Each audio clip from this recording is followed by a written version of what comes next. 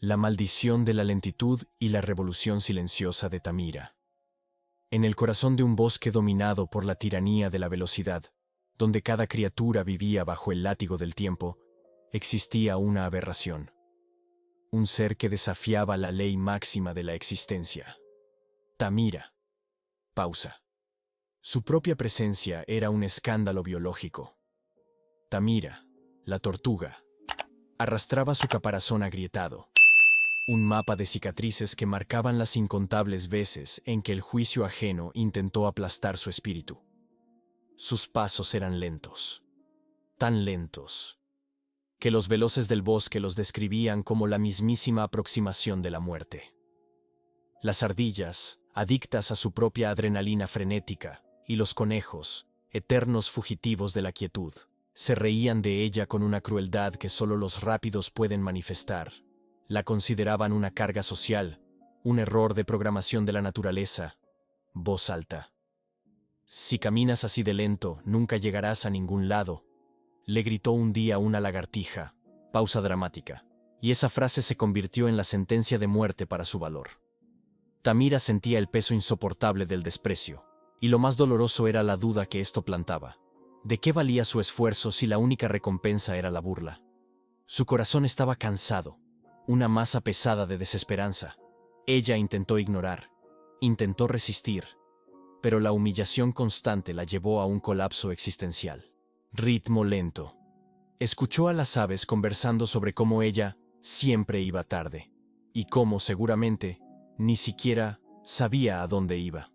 La indiferencia de sus pares era la prueba de que su vida era inútil.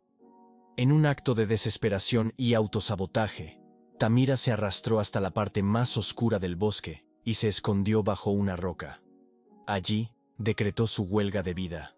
Susurro decidido. No caminaré más. El mundo no me necesita. Mis pasos no hacen diferencia ni importan. Pausa. Se había convencido de la mentira más peligrosa de todas. La ausencia completa es mejor que la presencia ridícula. Pasó días en una caverna de silencio y tinieblas, esperando que la vida, allá afuera, la olvidara para siempre. Pero la constancia es una fuerza más implacable que la velocidad. Énfasis. El universo no permite que una fuerza tan pura se anule. El primer signo de que su huelga había fallado vino en forma de una mariposa, de alas que parecían esculpidas en fragmentos de un cielo prohibido. No vino a ofrecer piedad, sino confrontación. Voz suave. «Hueles a tristeza», dijo la criatura, perforando la farsa de Tamira. Cuando la tortuga finalmente confesó: «Soy demasiado lenta. Todos van más rápido que yo. Nadie me espera, nadie me necesita». La mariposa soltó la primera bomba. Voz firme. «Yo te seguí». Tamira, incrédula, salió de su escondite. ¿Cómo el más efímero de los seres podría seguir al más lento? La mariposa reveló el secreto. El rastro lento de Tamira, las marcas en la tierra, los pétalos que dejaba caer, no eran el camino de una perdedora, sino la única dirección tranquila y serena en un mundo en colapso. El paso lento de Tamira era la prueba de su fidelidad a su propia esencia. Voz profética. «Tú crees que eres lenta», decretó la mariposa, «pero yo creo que eres constante, y la constancia es más poderosa que la prisa». En este momento, la transformación se completó. Tamira no se transformó en una criatura rápida, se transformó en una líder de almas. El universo no le pedía que fuera la primera, le pedía que fuera fiel al paso que podía dar. Dio el primer paso de su revolución del ritmo, y la mariposa, su aliada en la conspiración, la acompañó. La conspiración del amor lento cobró cuerpo. Pronto, el camino de aquella que fue ridiculizada se llenó de seguidores. Un caracol joven, exhausto del frenesí. Una ardilla herida, que necesitaba del ritmo lento de Tamira para sanar. Incluso un pajarito con un ala caída encontró en su sombra el descanso. El sendero de Tamira, el camino que todos despreciaron, se convirtió en el único camino de esperanza. Era firme, verdadero, e ignoraba la tiranía de la velocidad. El bosque fue forzado a rendirse a su propósito. El cambio en Tamira era una transformación espiritual. Caminaba con intención, convirtiéndose en la guardiana implacable del camino, desviando obstáculos, regándolo seco. Sus ojos, antes llenos de vergüenza, ahora brillaban al buscar a quien pudiera ayudar. La revuelta social fue implacable. El zorro, el predador supremo, el ícono de la fuerza bruta, se vio obligado a seguirla. La vio detenerse para ayudar a un gusano a cruzar. Y, en un choque de identidad, el zorro, el cazador, decidió no cazar, sino cuidar. La influencia de Tammy era subversiva, disolviendo la ley de la selva.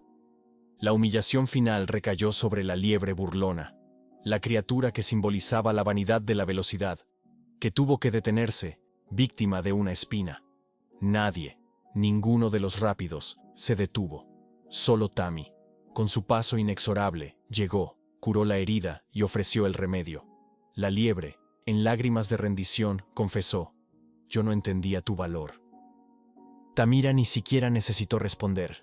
Simplemente siguió, porque ahora sabía, cada paso, por pequeño que fuera, tenía peso en el alma de quien la veía. El clímax místico rompe la narrativa. Una voz en el viento, suave y profunda, que solo la constancia de Tamira podía escuchar. La voz de una presencia superior, voz envolvente. Bienaventurados los que avanzan sin rendirse, porque sus huellas serán camino para muchos. Era Jesús. La verdad liberadora fue revelada. La voz la confrontó con la realidad. Tam, no te hice para correr. Te hice para resistir. Tu paso firme abre sendas donde otros no saben caminar. Pausa. La humillación de Tamira era en realidad su preparación. El mundo la medía por la velocidad. El cielo la medía por la constancia. Pasó el resto de su vida caminando un poco más lento, saboreando cada paso como un regalo divino. Descubrió que Dios no pide rapidez, sino fidelidad. Quien camina con fe, aunque parezca ir atrás, está, en verdad, abriendo camino adelante. Tamira se convirtió en la madre de la constancia. Su muerte no fue un final, sino una glorificación. El bosque la celebró, no como la más veloz, sino como la más constante. En su lápida fue grabado el aviso a la humanidad: Tom Solene. Aquí descansó quien caminó sin rendirse. Su paso fue oración, su huella sendero, su vida, una lección. La historia de Tamira es el arma contra la tiranía del ritmo veloz. Enseñó que existe un ritmo que viene del cielo, que no se apresura, pero tampoco se rinde. Quien busca llegar con amor, y no ser el primero, es quien deja la huella eterna. Dios usa lo que es considerado lento e insignificante para dejar una marca indeleble en el universo. La carrera es una ilusión. La constancia es la única verdad inmutable. La furia celeste y el vuelo prohibido. Nilo, el prisionero del propio trauma. Si la constancia de la tortuga Tamira expuso la farsa de la velocidad, esta historia revela el precio brutal de la libertad. Conozcan a Nilo, el pequeño gorrión de pecho pálido, cuya vida se convirtió en una prisión. Pausa. El cielo, para Nilo, no era un hogar, era el local de un crimen. Él nació en un nido que parecía inmune al mal, bajo el ala cálida de una madre que era su mundo, su amor, su seguridad. Todo era claro, hasta que la traición se manifestó desde arriba. El día de la catástrofe no llegó con un aviso suave. El cielo azul se transformó en un paisaje de guerra, el silencio quebrado por un rugido de nubes que avanzaban como ejércitos sin bandera. La tormenta no fue un evento natural, fue un acto de violencia cósmica. La madre de Nilo, en su búsqueda desesperada de sustento, fue arrebatada por la furia del viento. Ella desapareció. Pausa dramática. Lo que quedó fue solo un silbido agudo y el vacío absoluto en las ramas rotas. El cielo, en un instante de terror, probó ser el ladrón supremo. Nilo, el sobreviviente, decretó su sentencia de cautiverio. Se convirtió en un recluso, acurrucado en el rincón más sombrío del nido, temblando. Su razonamiento era frío y fatalista. El cielo se llevó a mamá. Si vuelo, también me llevará a mí. Su libertad inherente de gorrión fue sustituida por una parálisis psicológica. La altura, que debería ser su reino, se convirtió en una trampa mortal. Él veía el cielo no como el infinito, sino como un sepulcro abierto a la espera. Nadie en la familia osaba juzgarlo, pero el silencio de su padre y hermanos era una carga. Lo alimentaban, pero no conseguían curarlo. Cuando estés listo, decían, sin saber que el trauma lo había congelado en un nunca más eterno. Nilo vio, con el corazón partido, la deserción de sus hermanos. Uno por uno, alcanzaron la libertad, abandonándolo a su situación de miseria. Él se sintió el despreciado final, la carga que no conseguía volar. La crisis llegó en la forma de un viejo e implacable ruiseñor. Sus plumas gastadas no indicaban bondad, sino una experiencia brutal. El ruiseñor no vino a consolar, vino a confrontar la farsa de Nilo. Lo observó con ojos que habían visto la muerte, y disparó. «¿Por qué no vuelas, pequeño?» Nilo confesó la vergüenza. «Tengo miedo, miedo del cielo, de lo que me pueda quitar». La respuesta del viejo profeta fue la llave de la revolución interior. «El cielo también me quitó cosas, y sin embargo, aquí estoy. El miedo no borra las alas, solo las duerme». Énfasis. El trauma no era el fin de sus capacidades, sino una pausa indeseada. «Y todo lo que duerme», concluyó él, «puede despertar». El ruiseñor no se quedó. Él cantó una melodía de dolor y esperanza, y partió, dejando para Nilo el peso de su decisión en la forma de una pluma flotante. Nilo pasó la noche despierto, mirando las estrellas, sintiendo el latido del pecho que se rehusaba a rendirse. Invocó la memoria de su madre, la semilla del vuelo que ella había plantado. «Y cuando lo hagas, el cielo te responderá». A la mañana siguiente, el confronto final llegó. Su cuerpo temblaba, sus alas eran de piedra. La atracción de la seguridad era casi insoportable. Pero entonces, la voz de su hermano, el libre, resonó con un desafío que rompió la parálisis. «¿Y si me caigo? Te levantarás. ¿Y si el cielo me quita algo? También puede darte». La reversión teológica. El cielo no era solo el ladrón, era el restaurador en potencial. El anhelo de volar superó el miedo. Nilo cerró los ojos, invocó el calor del ala materna y saltó. No fue un vuelo elegante. Fue un aleteo desesperado, un grito de vida bruta. Pero el aire, el mismo aire que se llevó a su madre, lo sostuvo. Cayó, desordenado, pero V-I-P-O, y rió. Rió de la victoria sobre su trauma. «Yo volé». Aunque fuera poco, aunque doliera, volé. A partir de ese momento, Nilo inició su práctica diaria de resistencia. Se caía, pero se levantaba, y volaba más alto. El cielo dejó de ser el enemigo para convertirse en la arena de su superación. Él no volaba para olvidar el dolor, sino para honrar la pérdida. El vuelo no era una fuga, era una memoria activa del amor que lo creó. Nilo se convirtió en el mensajero de la libertad adquirida. Fundó un santuario de vuelo, donde enseñaba a otros quebrados. No prometía la ausencia de miedo, sino la transformación de éste. Para una paloma herida, le enseñó el secreto. No lo vencí. Lo invité a volar conmigo, y en el camino se transformó en valor. El viento, antes el sonido del terror, se convirtió en su compañero de guerra. Él encontró ahí un pajarillo que temblaba en la sombra, una imagen de su yo paralizado. Nilo no lo forzó. Se sentó a su lado hasta que cayó la noche, y al día siguiente volaron juntos unos metros. Nilo le enseñó a mirar el viento no como amenaza, sino como susurro de Dios. Juntos, sanaron, llevando semillas a lugares olvidados, y cantando donde antes había solo el silencio de la derrota. Su historia se convirtió en un cuento de resiliencia contradictoria. Ese es Nilo, el que voló con el corazón roto. Los sabios advertían. Sus alas eran fuertes porque fueron despertadas por la fe, no por la ausencia de miedo. Al final de su vida, Nilo voló al nido, a la escena de su crimen y su parálisis. Miró al cielo y sonrió. «Gracias», dijo él, «por darme las alas, por enseñarme que todo lo que duerme puede volver a despertar». La voz suave en el viento, la presencia oculta que él tanto temió, respondió con la sentencia final. Voz solene. Bendito el que no huyó de su miedo, sino que lo convirtió en alas, porque su vuelo será memoria para otros que aún no se atreven. Nilo voló una última vez, no para huir del pasado, sino en dirección a la promesa del abrazo que él había esperado. Y el cielo, el mismo que lo había herido, abrió sus brazos como una madre que nunca se fue.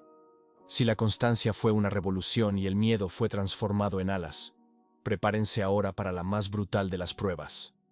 La transformación por la anulación. Esta es la historia de Lina, la oruga. Una criatura que vivía en el más profundo desprecio por sí misma, condenada a una vida de arrastre e invisibilidad. Ella no era una oruga cualquiera, era el símbolo de la insuficiencia. Lina era verde, con rayas suaves, y se movía con la lentitud forzada de aquella que se siente inferior. Nadie la notaba, nadie la admiraba. Era solo una oruga más, escondida en el follaje, pero dentro de ella había un veneno de autocrítica, alimentado por la visión de las flores. Las violetas, los lirios, las margaritas.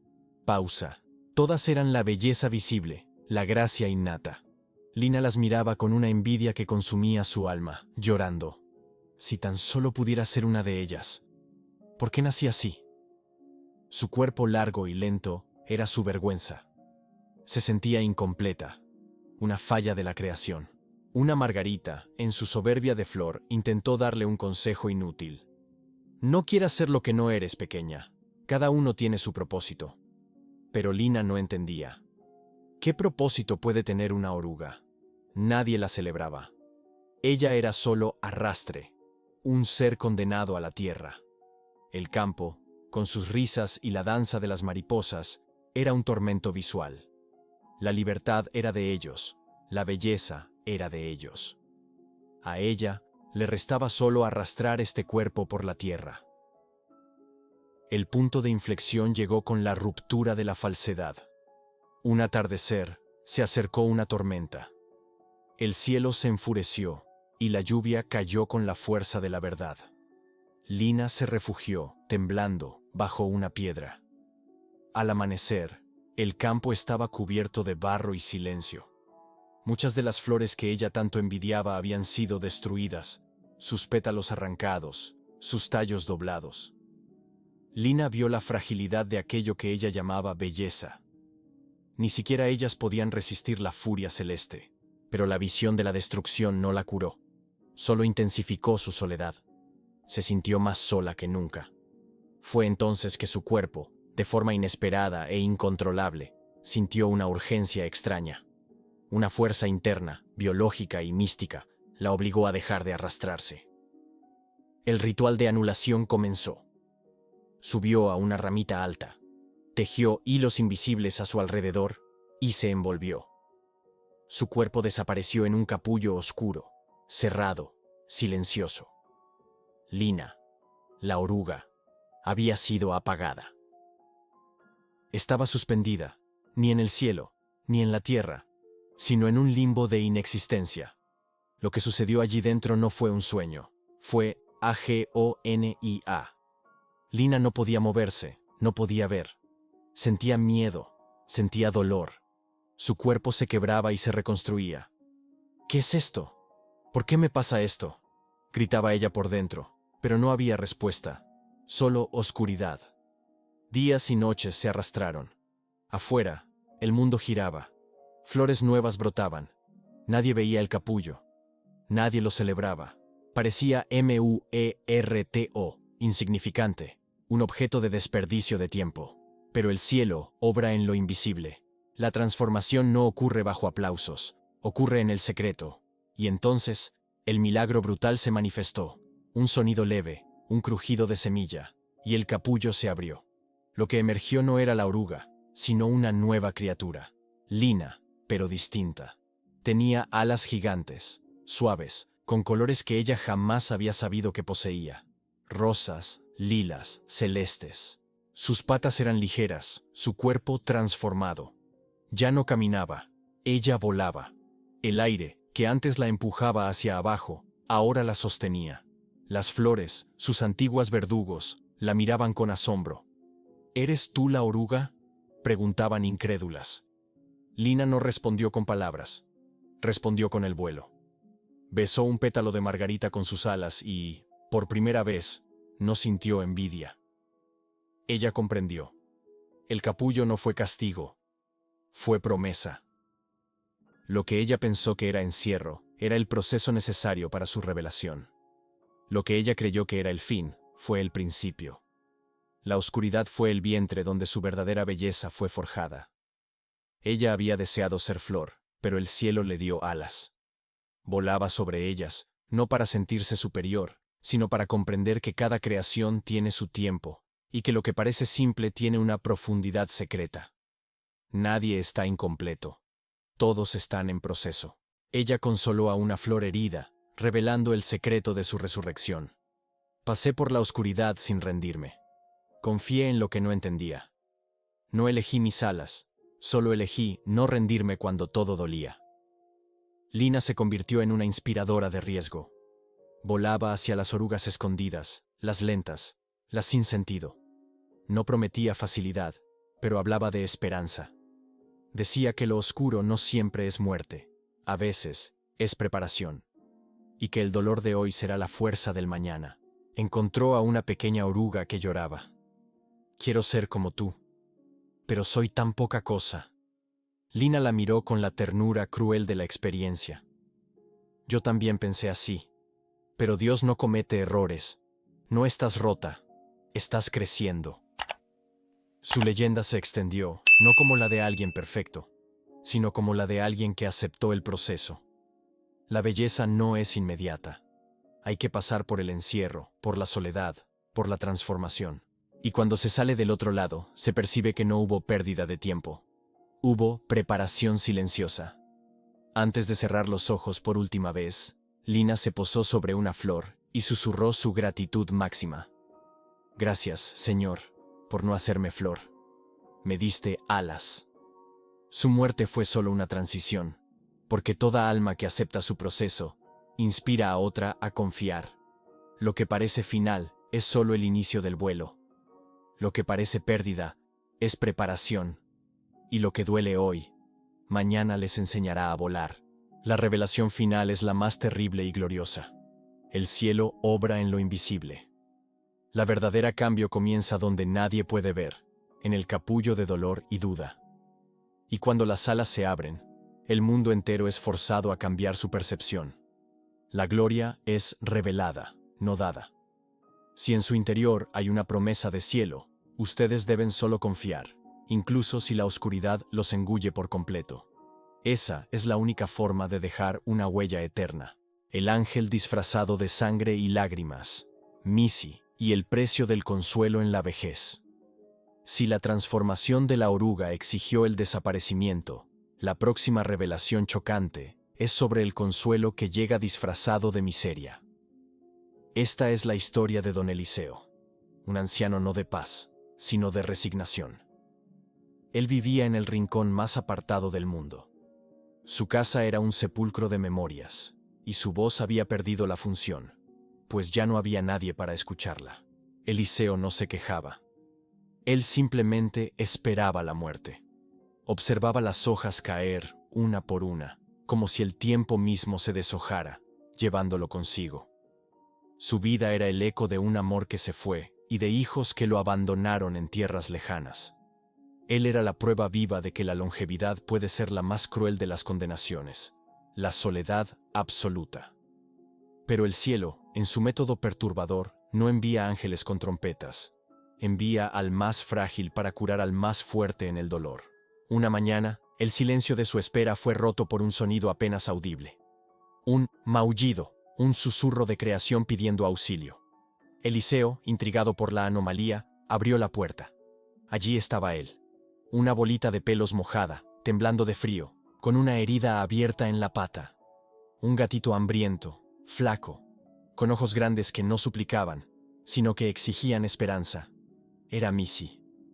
El anciano lo miró, chocado. Pausa. Hacía tanto tiempo que nadie lo buscaba que incluso una criatura herida parecía un milagro subversivo. Eliseo rompió su rutina de muerte. Lo tomó en sus brazos, lo envolvió en una manta vieja y lo calentó junto al fuego. Su declaración fue una admisión de su propia pobreza. No tengo mucho, pequeñín, pero lo que tengo es tuyo. En aquel día, el anciano curó la sangre, y sin querer, el gatito curó el silencio de Eliseo. Compartieron el pan, y más importante, compartieron la soledad. Los días siguientes no fueron de paz, sino de un despertar dramático. Eliseo comenzó a hablar en voz alta, contándole a Missy los secretos de su juventud, las historias de su amada Clara, las guerras de su pasado. El gatito se convirtió en su guardián silencioso, su sombra inseparable. La lealtad implacable que solo los animales conocen lo seguía a todos lados. Eliseo volvió a sonreír. Su andar era lento, pero ahora tenía destino. El ronroneo constante de Missy no era solo un sonido. Era una oración que calmaba la furia del viento y el dolor físico del anciano. Eliseo, tejiendo una manta para el gatito, suspiró la verdad chocante. Nunca imaginé que un alma tan pequeña pudiera llenar una casa entera. Missy no era un gato común. Su misión era otra, estar cerca. No trepaba ni cazaba por placer. Su vida estaba dedicada a la vigilancia. Cuando Eliseo tosía en las madrugadas, Missy subía a su pecho. Cuando las cosas se le caían de sus manos temblorosas, el gato se sentaba paciente a su lado. Missy parecía saber que el tiempo corría diferente para los corazones que se preparaban para el fin. Eliseo descubrió la llave de su cura. Él era el que estaba herido, una herida de años de abandono y silencio. Y aquel gato, con sus ojos que hablaban sin palabras, lo estaba sanando. La noche final llegó con un frío traído por el otoño. Eliseo sintió las fuerzas menguadas. No preparó el té. Se quedó en su sillón, con los ojos más húmedos de lo habitual. Missy saltó a su regazo y se convirtió en su ancla de carne y pelo. No se movió en todo el día. Por la noche, Eliseo susurró su última oración. Gracias, amigo. No sé cuánto me quede, pero ya no tengo miedo. Viniste cuando más te necesitaba. Pensaba que los milagros ya no eran para los viejos. Y mírame ahora. Missy ronroneó, no fuerte, ni débil, sino exacto, como una bendición escondida. Eliseo durmió profundamente. Y al amanecer, él no despertó. Su rostro tenía una paz que ni la muerte pudo arrancar. Los vecinos lo encontraron allí, en su sillón, con el gato aún durmiendo sobre su pecho.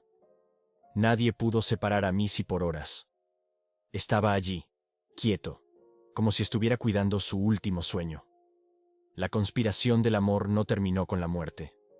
El gato no huyó.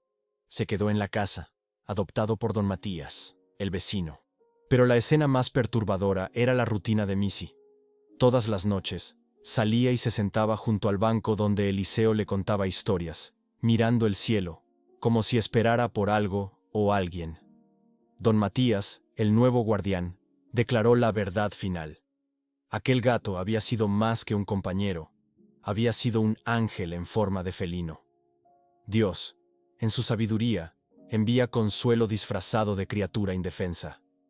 El amor no llega con palabras, sino con un ronroneo salvador. La casa de Eliseo se convirtió en un santuario del amor silencioso. Nada fue cambiado. Allí permanecía algo que no se veía, pero se sentía. Amor, compañía y un silencio lleno de significado. Missy vivió muchos años más, su tarea no terminada. Se convirtió en el guardián de los que ya no esperan.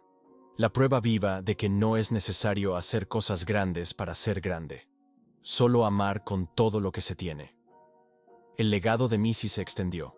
La nieta de don Matías, al encontrarlo, sintió una paz distinta. Empezó a visitarlo, a contarle sus sueños y miedos. El gato, como había hecho con Eliseo, simplemente la escuchaba. La presencia bastaba. Lo que sana no es la respuesta, es la presencia inmutable. En aquella casa antigua, el amor seguía vivo, cambiando de forma, de brazos, de corazón. Dios usó un pequeño gato para traer consuelo a un viejo olvidado, y usó ese mismo gato para enseñar que el cariño que se da jamás se pierde. Él se transforma, se extiende, vuelve.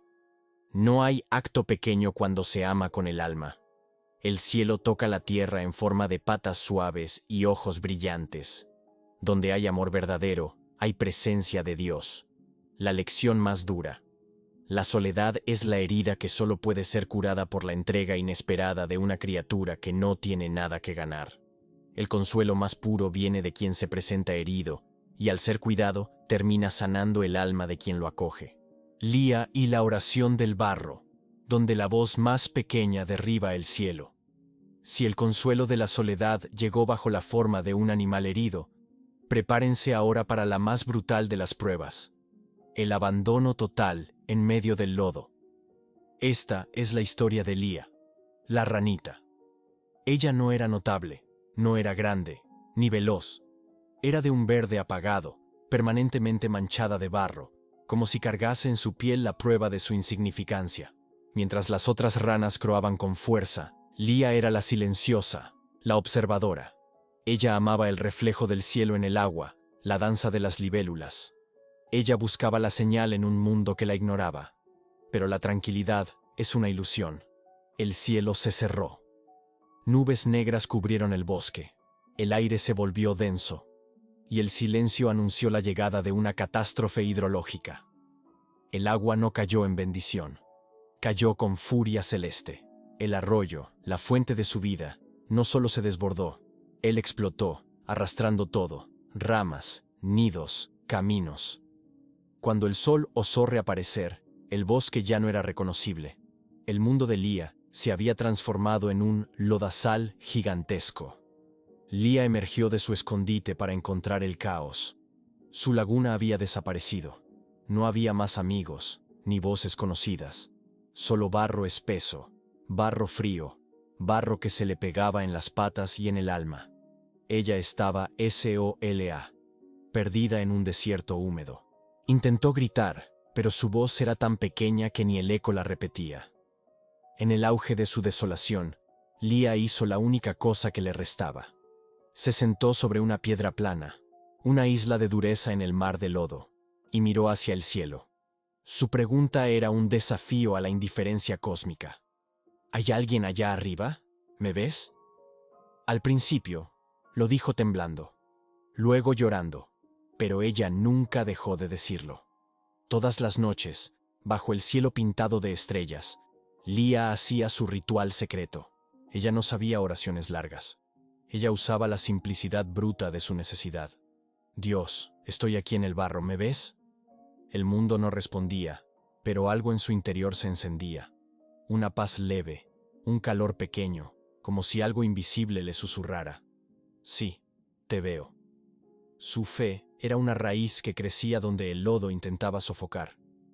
Mientras el barro la cubría, su fe la sostenía.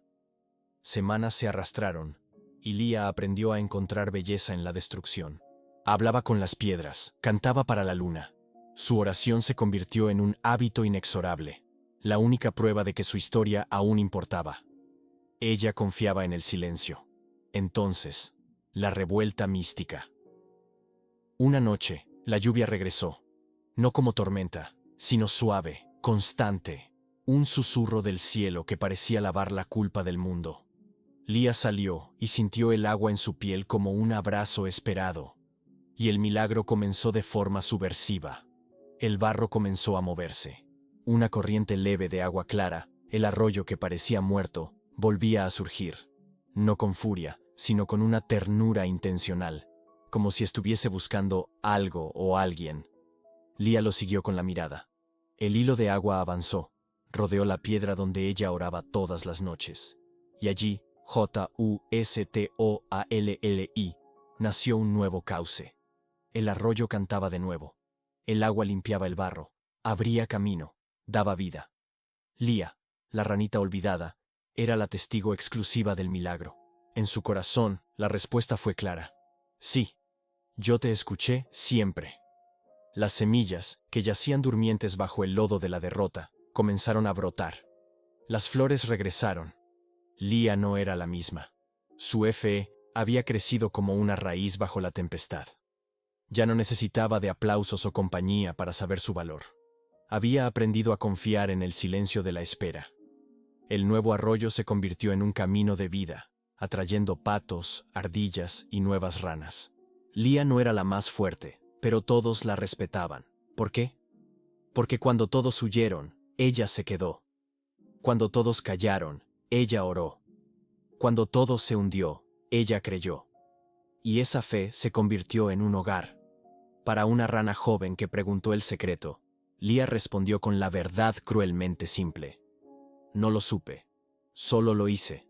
Porque en el fondo, cuando nadie más escucha, Dios, sí, lo hace.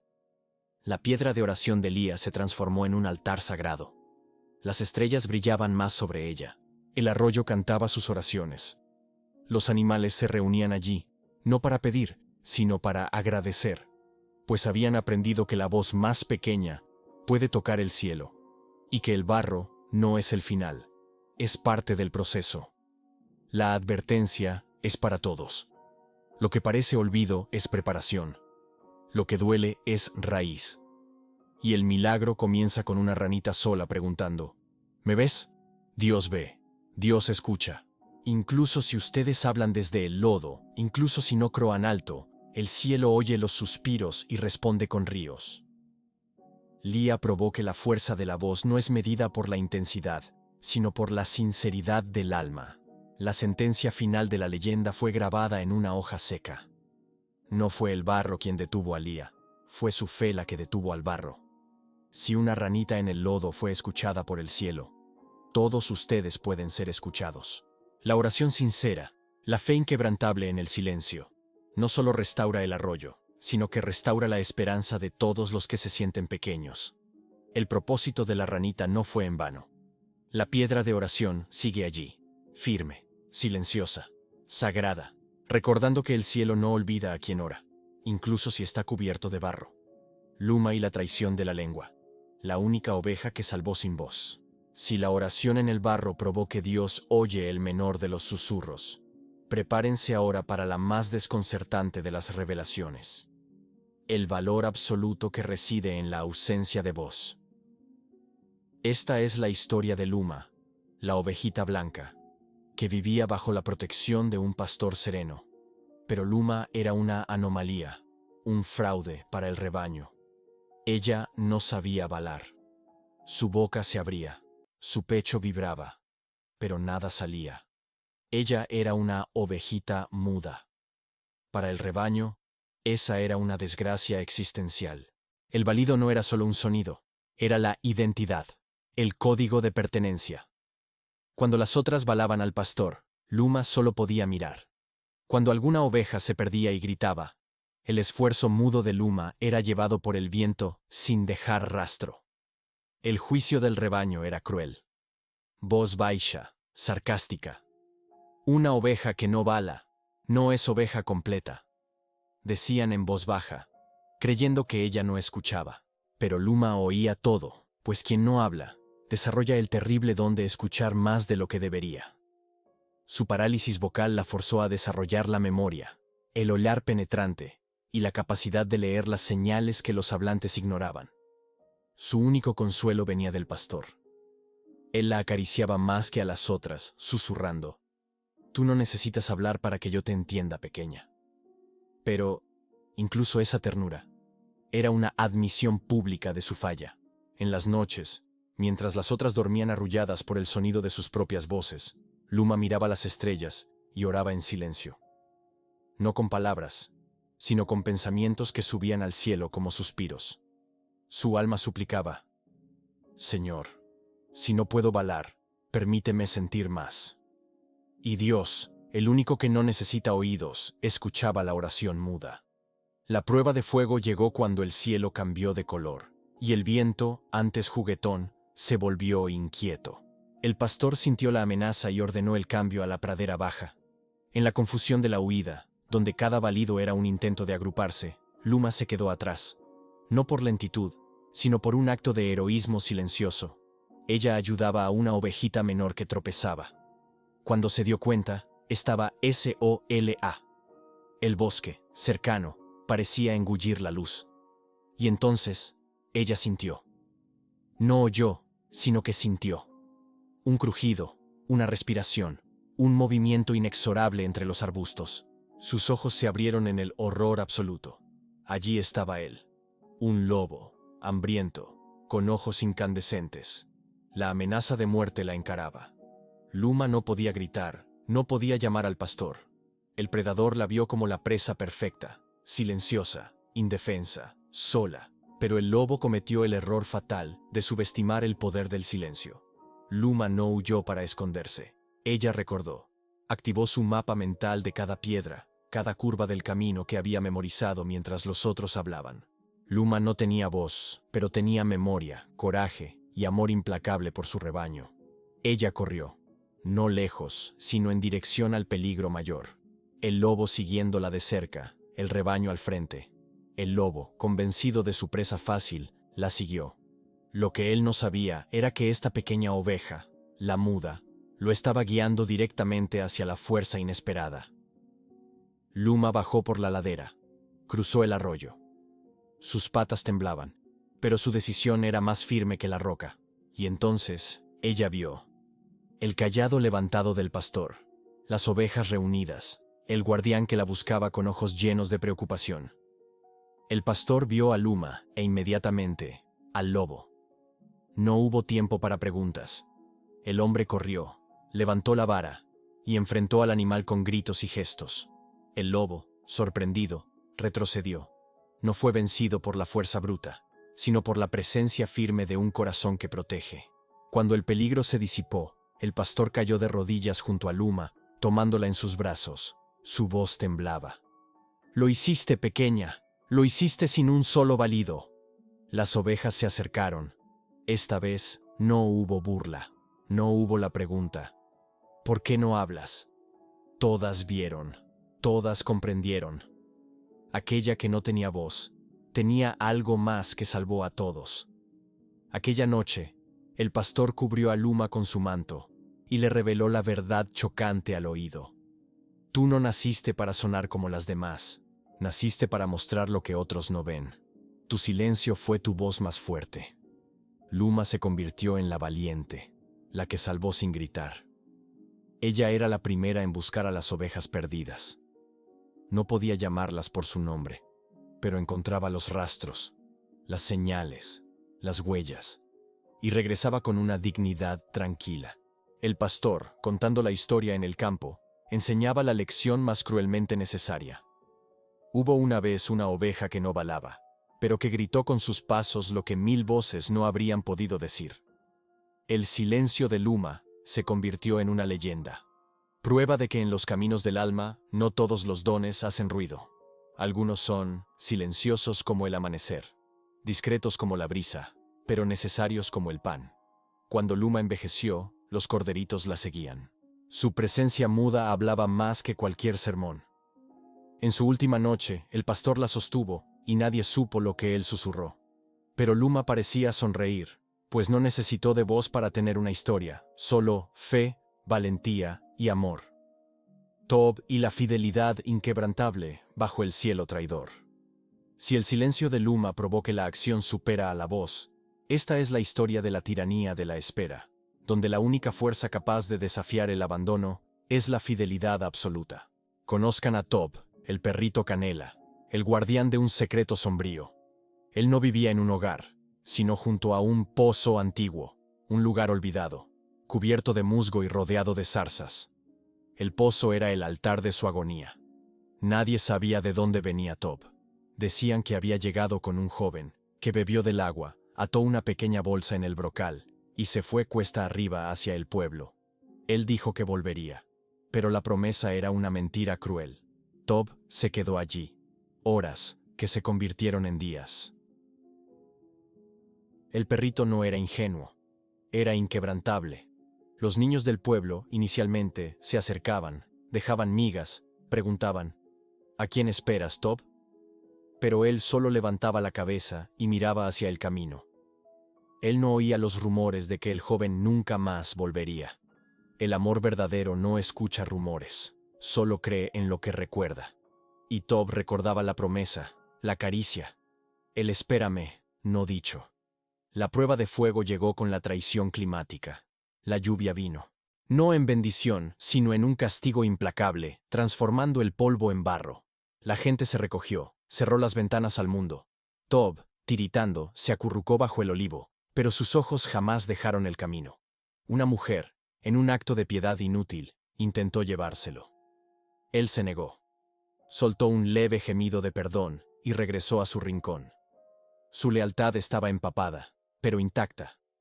El pueblo comenzó a susurrar la sentencia final. Pobrecito. Ese niño no volverá. El tiempo se convirtió en el enemigo. Semanas se volvieron meses. Tob, flaco, pero firme, seguía allí.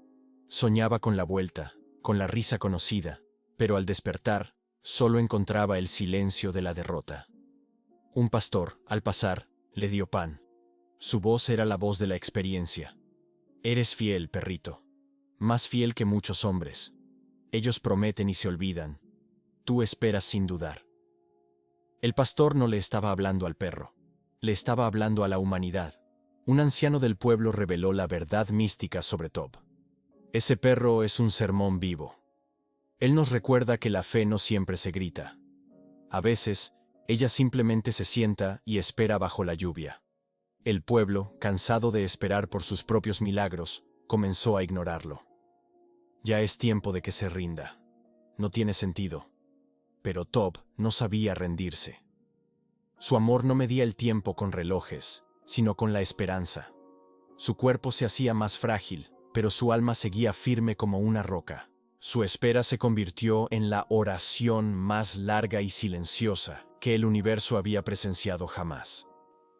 Un aliento corto, pero un corazón latiendo con una fuerza mayor de lo que él mismo, una fuerza nacida del amor más puro. La revuelta inesperada no fue la vuelta del joven. Una noche, el viento trajo una figura envuelta en polvo. Un caminante cansado, de túnica desgastada. Se detuvo frente al pozo. Tob levantó la cabeza. No era él, pero había algo en aquel hombre. El forastero se agachó, miró al perrito y sonrió con ternura profunda. ¿Estás esperando a alguien pequeño? Tob gimió. El hombre extendió la mano y Tob se acercó sin temor. Era como si aquella palma abierta contuviera una promesa antigua. Él lo acarició y se sentó. Su voz era la voz de la sabiduría. Hay esperas que sanan y esperas que duelen, pero hay otras que transforman. Tob se acomodó a su lado. Por primera vez en meses, no temblaba. Él respiraba lento, como si aquel hombre llevara en su voz la respuesta final que tanto esperaba. El forastero partió el pan y lo compartió con Tob. No preguntó por el dueño, no dio su nombre. Apenas estuvo allí, presente, silencioso. Al irse, susurró una profecía. Vendrán otros días, y vendrá quien esperas. Y si no es él, será alguien enviado por el cielo. Porque ningún amor fiel queda sin respuesta. Y entonces, el gran milagro. Al amanecer, el cielo estaba limpio. Subiendo el camino, cojeando, con la ropa rasgada, pero los ojos encendidos, venía el joven. Cayó de rodillas al ver el pozo, y al ver al perrito, gritó: «Tob». El perrito se levantó, dudó por un instante, olfateó, y entonces reconoció.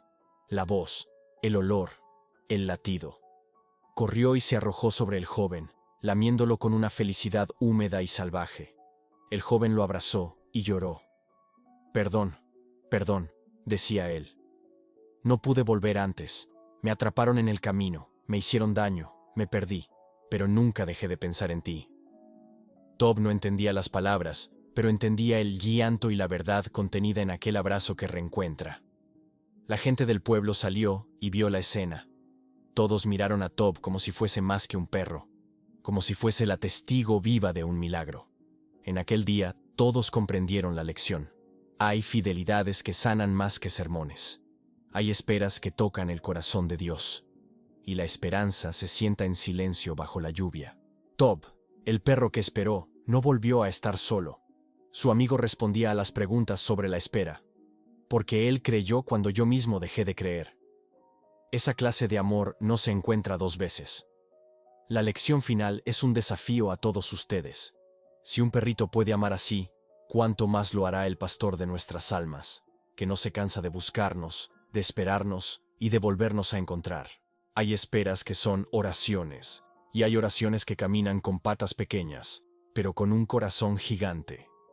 La fidelidad de Tob nos muestra el rostro de Dios sin hablar. La sequía fatal y el susurro de Dios en la roca, Neriel y la maldición de la incredulidad. Si la fidelidad de Tob les reveló el poder de la espera, prepárense ahora para la historia más sombría de todas. El castigo colectivo de la sequía, donde la supervivencia de un pueblo dependía del oído insano de un niño. El amanecer sobre el valle era pálido. La luz parecía dudar de sí misma. Las montañas eran guardianes fatigados, y el lecho del río, antes alegre, era ahora un sepulcro de piedras, brillando sin una sola gota de vida. Allí, en aquel palco de desolación, se sentaba Neriel, un niño de 9 años, con una vara y una paciencia que los mayores no comprendían. Su abuelo, Tobías, había muerto la primavera anterior, pero le había dejado un secreto prohibido. Cada piedra escondía un nombre secreto, y cuando el mundo se silenciaba, Dios podía susurrar a través de esas voces diminutas. Neriel, guardando esa herencia como la última brasa de una hoguera extinta, volvía allí todos los días, determinado a escuchar la voz que los adultos habían olvidado. En la plaza, los mayores debatían la falencia de la fe, culpaban al pecado secreto por la sequía, que pesaba sobre la comarca como un techo de plomo. Habían desistido de los milagros. Neriel los oía en silencio, y a cada atardecer llevaba una jarra vacía al lecho polvoriento del río. Se acostaba con la oreja pegada a las piedras y esperaba. Su espera no era pasiva. Era la de un vigía implacable, empeñado en descubrir la señal de que la vida no había abandonado a todos. Él recordaba la lección final del abuelo. La voz verdadera se hace grande dentro de los oídos pequeños. 40 días pasaron sin una sola nube. El pozo comunal se transformó en un charco turbio, con sabor a óxido. El herrero apagó la fragua. La panadera racionó el pan. En las noches, los adultos rezaban con palabras exhaustas que parecían rebotar en un cielo de piedra. Pero Neriel, el hereje silencioso, seguía con su jarra y su vara. Él era la última reserva de fe. Una madrugada, cuando el cielo aún era violeta y el frío era una mordida en la piel, Neriel apoyó la oreja y finalmente sintió. No un sonido, sino un tintineo leve, como si semillas de cristal estuviesen siendo esparcidas sobre el lecho seco. La cadencia era débil, pero obstinada. Una música que acariciaba sus tímpanos como un secreto infantil. El corazón le golpeó las costillas. Aquella melodía revelaba la verdad imposible. El río, de alguna forma invisible, seguía con vida. Él corrió a casa, envuelto en penumbra, y afirmó, entre jadeos, que las piedras habían hablado y que el agua regresaría. Su madre, Miriam, temió por su sanidad. Los padres, obsesionados con la lógica de la pérdida, vieron en aquello apenas delirio de la angustia. El rumor voló. Antes del mediodía, un grupo de aldeanos, movidos por la curiosidad cínica, lo acompañó al lecho seco. Las sandalias crujían en la arena, pero al poner la oreja, ellos no oyeron nada. Se fueron murmurando burlas, acusando al niño de mentiroso y de irritar aún más al cielo. Humillado, pero testarudo, Neriel regresó por la tarde. Para garantizar que el viento no lo engañara, él llevó una concha marina, una reliquia de su abuelo. Al acercar la concha, la vibración se amplificó dentro de la espiral, como si el mar antiguo respondiera al latido escondido de las piedras. Tomado por un coraje insano, subió al campanario y tañó la campana, el sino que solo repicaba en las fiestas patronales. El metal derramó su eco sobre los tejados resecos, anunciando la llegada de algo terrible o glorioso. El alcalde, furioso, le prohibió alarmar al pueblo, amenazándolo con la prisión. La semana siguiente fue la más oscura. Las nubes rozaban las cumbres, pero se deshacían antes de entrar al valle. La esperanza moría. Las miradas de los adultos eran cuchillos sobre Neriel, acusándolo de haber provocado la ira final del cielo. Él resistía, recordándose a Tobías. La duda rasga la fe para que crezca más fuerte. Al sexto día, el alcalde dio el ultimátum fatal. Si no llovía en una semana, todos emigrarían. Aquella noche, Neriel se arrodilló y suplicó que el río hablara antes de la partida. Al alba del sexto día, el sinal tronante vino. Un trueno sacudió las montañas. Neriel abrió los ojos, vio relámpagos arqueándose detrás de los pinos, y entendió. Se calzó a medias, corrió a la plaza y volvió a tocar la campana con todas sus fuerzas.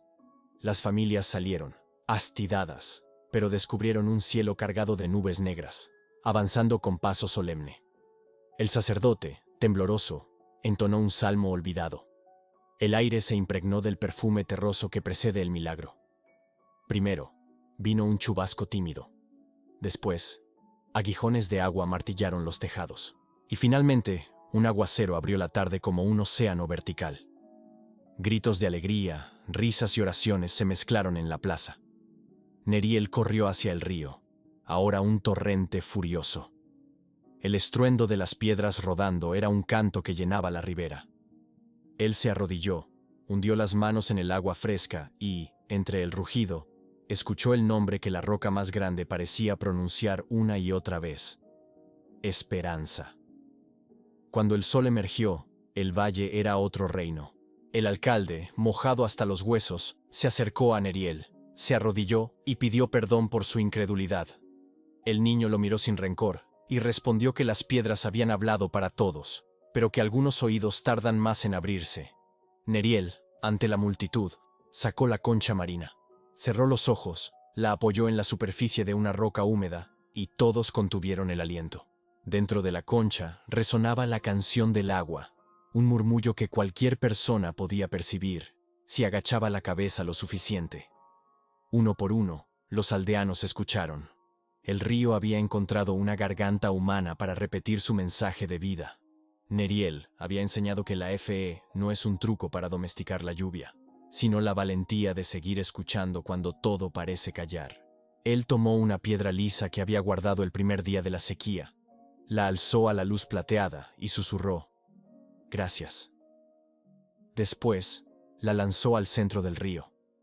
El chapoteo se mezcló con el canto de las otras piedras, y Neriel sonrió, comprendiendo que la fe transforma lo más inanimado en lo más sagrado. El niño probó que, incluso cuando Dios parece callar, su voz está siempre presente, esperando ser oída por los oídos pequeños y fieles. La evidencia implacable. El código final de la revolución de los olvidados.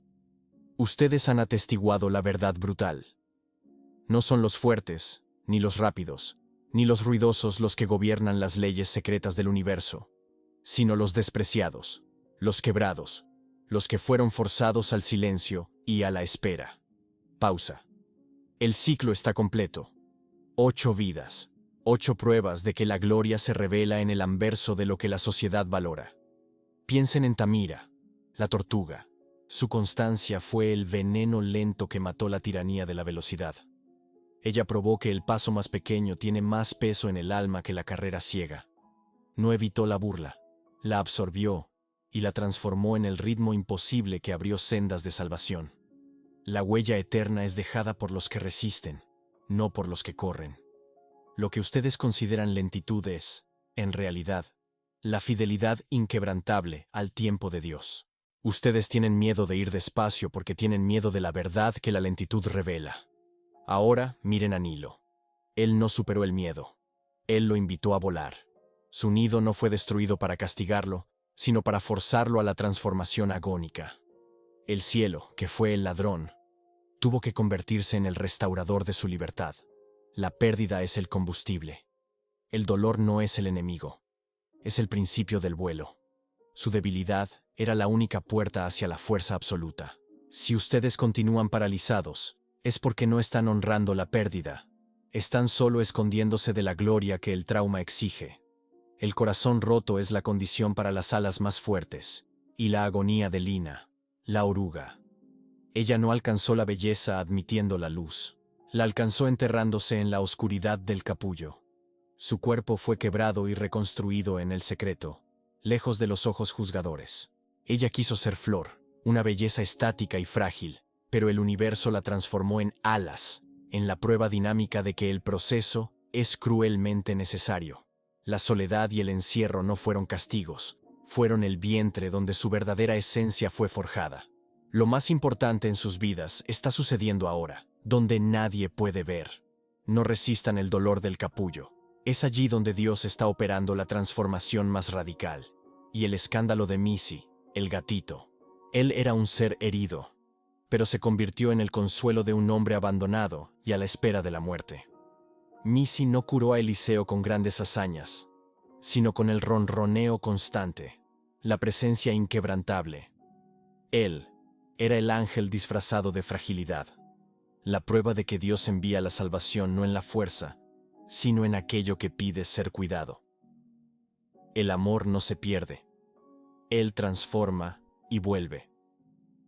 Ustedes no necesitan hacer cosas grandes para ser grandes. Necesitan solo amar con todo lo que tienen. La verdadera compañía es el silencio que escucha. Vean la prueba definitiva de Lía, la ranita. Abandonada, cubierta de barro, no gritó por ayuda, sino que preguntó al cosmos: Dios, ¿me ves?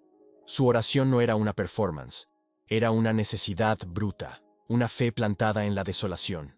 Su voz más pequeña fue la única capaz de romper el techo de piedra de la incredulidad y forzar al río a regresar. El lodo se convirtió en el verse del milagro. La lección es implacable. Dios no mide la voz por la intensidad, sino por la sinceridad.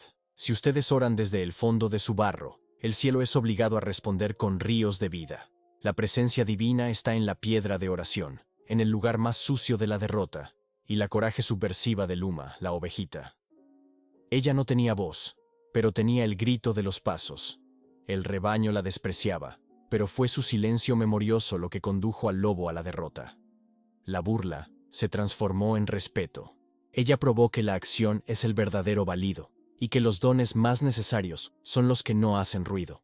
Si ustedes sienten que no encajan, que no tienen la voz del resto, recuerden, el silencio de Luma es la prueba de que la valentía y el amor son el único lenguaje que importa. Ponderen la tiranía de la espera de Tob, el perrito. Fue abandonado, su promesa rota, pero su fidelidad fue más fuerte que el tiempo. Se convirtió en el sermón vivo que enseñó al pueblo que la fe se sienta y espera bajo la lluvia. No se rindió, incluso cuando la lógica imploraba la desistencia. Su espera no fue pasiva, fue la oración más larga y activa del valle. Forzó al joven a volver y forzó al forastero a dar la palabra de consuelo. El amor fiel nunca queda sin respuesta.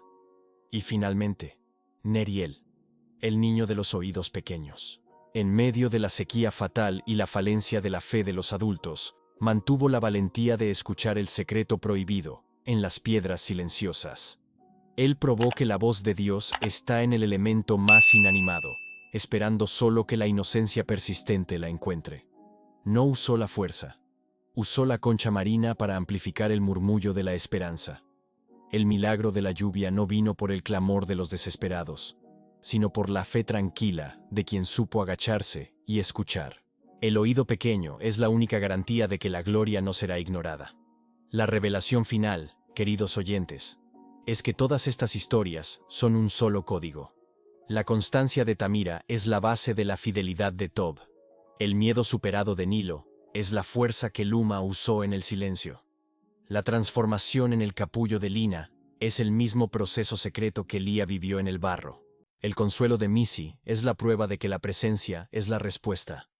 Y la esperanza de Neriel es la única arma contra la parálisis. El propósito de Dios no es para los que hacen ruido y alcanzan el éxito inmediato. Es para los que aceptan el lodo, el silencio, el encierro y la espera. El cielo opera en la implosión de la autosuficiencia. Su huella eterna no será medida por la velocidad, sino por la fe inquebrantable que transformó el dolor en propósito. Ritmo lento es solene. Acepten el capullo. Escuchen el barro. Sigan lento. Pues esa contracorriente del mundo que ustedes encontrarán la verdad que libera y la gloria que jamás se apaga.